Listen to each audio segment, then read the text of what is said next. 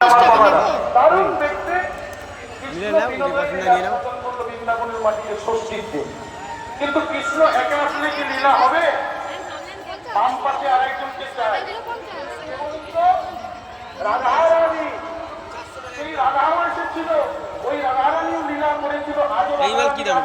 তবে রক্ত মাংসের রাধা না, পাথরের রাধা।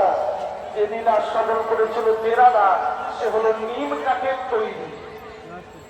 নিম কাঠ দিয়ে তৈরি হয়েছিল রাধারানী।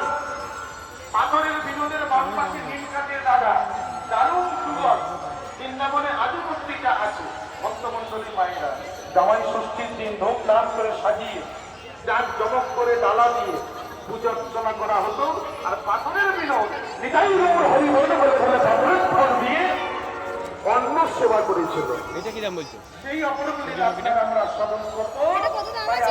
আমাদের আলোচ্য বিষয় বৃন্দাবনের জামাই বিনোদ।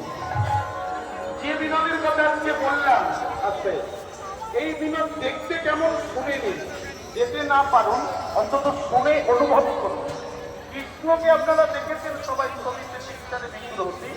আমার কৃষ্ণ ভগবান এই গোবিন্দের হাতে কি থাকে? বাঁশি।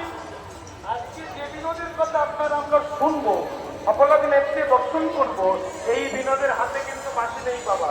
এই বিনোদের হাতে